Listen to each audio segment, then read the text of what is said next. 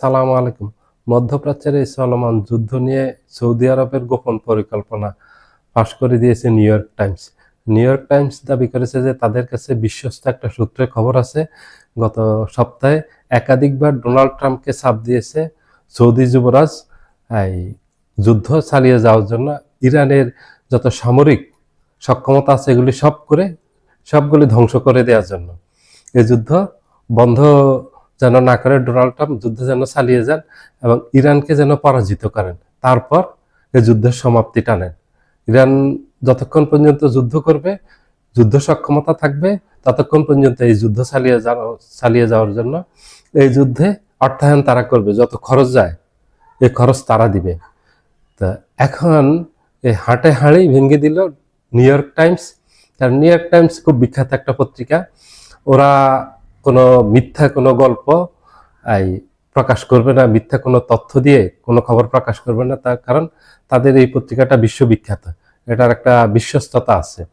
তো বিশ্বস্ত সূত্রের দাবি এবং তাদের এটা যে সোর্স থেকে খবর পেয়েছে, এটা হলো ডোনাল্ড ট্রাম্পের সাথে যাদের এই যে কথাগুলি হচ্ছে ওখানের সাথে সংশ্লিষ্ট যারা আছে তারা এই তথ্য দিয়েছে নিউ ইয়র্ক টাইমসকে।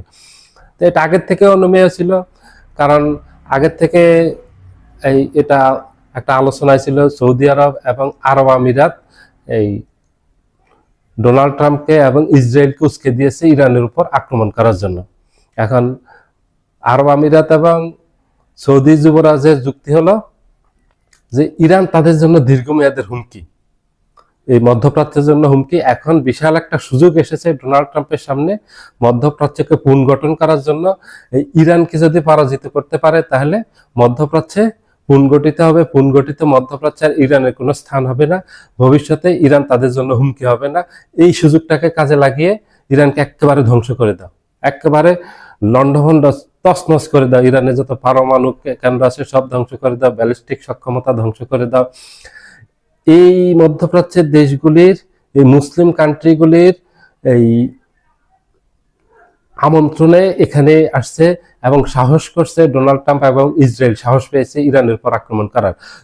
এরা যদি এই ধরনের আশ্বাস না দিত, তাদের যদি সহযোগিতা না থাকতো, কোনো অবস্থাতে আমেরিকা সে আটলান্টিকের ওপার থেকে এসে এখানে ইরানের উপর আক্রমণ করবে এই সাহস তারা পেত না। কারণ আমেরিকা যেখানে ইরানের যে দিক থেকে হামলা করে, ইরানের চারিদিকে হলো সব মুসলিম কান্ট্রি। ইরানের পূর্ব দিকে পাকিস্তান, আফগানিস্তান, পশ্চিম দিকে ইরাক, সৌদি আরব, কাতার, কুয়েত, ওমান, বাহরাইন এবং উত্তর পশ্চিম কর্নারে আজারবাইজান, তাজিকিস্তান, উজবেকিস্তান, এগুলি সব মুসলিম কান্ট্রি। একাতে হলো চারিদিকে মুসলিম কান্ট্রি। এখন এই মুসলিম কান্ট্রিগুলি যদি তাদের আকাশপথ ব্যবহার করতে না দেয়, নৌপথ ব্যবহার করতে না দেয়, স্থলপথ ব্যবহার করতে না দেয়, তাহলে তো ডোনাল্ড ট্রাম্প আক্রমণ করতে পারবে না এবং ইসরায়েলও ইরানে আক্রমণ করতে পারবে না। কিন্তু তাদের মাথায় এটা নেই যে একজন মুসলিম ভাই আরেকটা মুসলিম ভাইকে যে ধ্বংস করে দিচ্ছে, ভবিষ্যতে তো তারাও ধ্বংস হয়ে যাবে। তারা কতদিন ক্ষমতায় থাকবে? তাদের কি গ্যারান্টি আছে তারা আগামী আরো 10 বছর, 20 বছর, 50 বছর ক্ষমতায় থাকতে পারবে? এই নিশ্চয়তা আছে? তাদের উপর যে আক্রমণ হবে না এই নিশ্চয়তা আছে? আজকে তাদেরকে আক্রমণ করছে, আজকে ইরানকে আক্রমণ করছে, কালকে তারা আক্রান্ত হবে অন্য কারো দ্বারা। ইসরায়েলে আক্রমণ করবে। এই ইসরায়েল একের পর এক অনেক দেশে আক্রমণ করছে। ইসরায়েল রাষ্ট্রটা প্রতিষ্ঠিত হওয়ার পরে মুসলিম কান্ট্রি মধ্যপ্রাচ্যের সবগুলির উপর আক্রমণ করছে, সিরিয়ার উপর আক্রমণ করছে। সিরিয়ার উপর তো আক্রমণ এখনো অব্যাহত আছে, লেবানন, ফিলিস্তিন, এই যে ইরানের উপর করছে। সরি, তার আগে 90 দশকে ইরাকে আক্রমণ করছে। এইভাবে সব দেশে আক্রমণ করছে, সৌদি সহ এগুলি আছে, সৌদি আরব আমিরাত, ওমান, কাতার, কুয়েত, এগুলি একসময় আক্রান্ত হয়েছে সবগুলি। 70-এর দশকে, 80-র দশকে ধাপে ধাপে এগুলি আক্রান্ত হয়েছে। এই যে 73 সালে আরব ইসরায়েল যুদ্ধ হয়, 1968 সালে আরব ইসরায়েল যুদ্ধ হয়, ওই যুদ্ধে আরবরা পরাজিত হয়েছে এই ইসরায়েলের কাছে। এই ইসরায়েল যে আবার এই আরবদেরকে আক্রমণ করবে না, এই যে ইনভাইট করে আনছে একটা মুসলিম দেশকে ধ্বংস করে দেওয়ার জন্য, একটা দেশকে ধ্বংস করতে পারবে?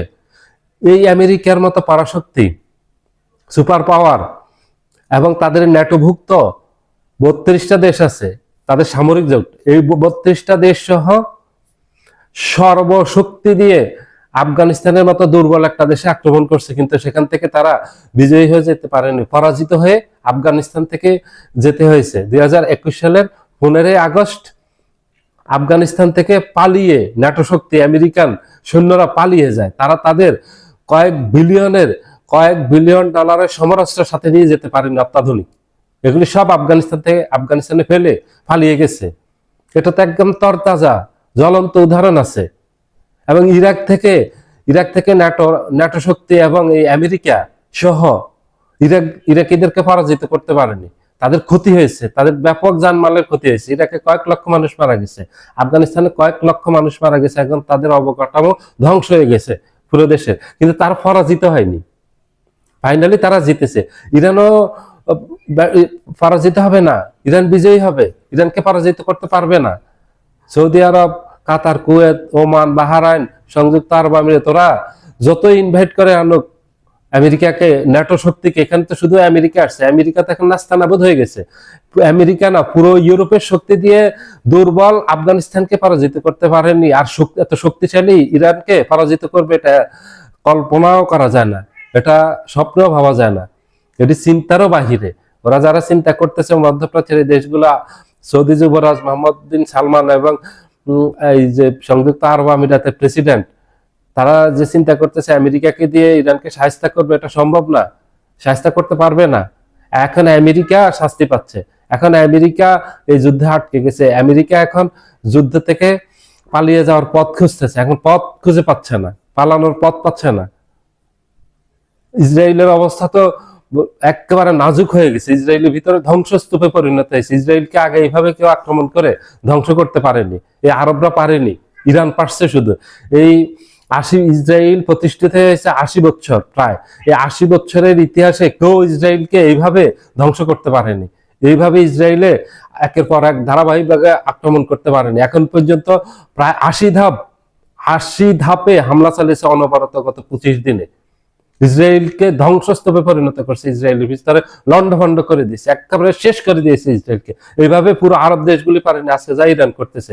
ইরানের প্রতি আরব দেশ, পুরো মুসলিম বিশ্বের সমর্থন আছে, এই আরবদেরকে এখন ঘৃণা করে পুরো মুসলিম বিশ্ব। আরবরা পারবে না, কোথাও টিকে থাকতে পারবে না, কারণ তাদের মাঝে ধর্মের লেশমাত্র নেই এখন। শুধু নবীজির জন্মভূমি, এই জন্য সৌদি আরবকে মানুষ সম্মান করে, ওখান থেকে মক্কা মদিনার প্রতি মানুষের মায়া, মমতা, ভালোবাসা সব আছে, মুসলমানদের আবেগের জায়গা। এই জন্য এখনো ওখানে সৌদি আরবে আক্রমণ করেনি।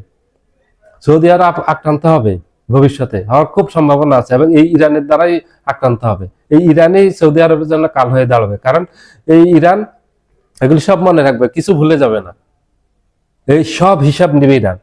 এই যে ইরানের উপর যে অন্যায়ভাবে আক্রমণ করছে, এই ডোনাল্ড ট্রাম্প এবং নেতানিয়াহুকে উস্কে দিয়ে পরিচিত করে যে আক্রমণ চালিয়েছে, ইরানের যে ক্ষতি করছে, ইরান এগুলি প্রতিশোধ নিবে না। আপনি নিতেন, তারা নিবে না, তারাও নিবে, এদেরকে ক্ষমা করবে না, কেউ ক্ষমা করবে না, ইরানও ক্ষমা করবে না, মুসলিম বিশ্বও ক্ষমা করবে না। সবাই ভালো থাকবেন, আল্লাহ হাফেজ।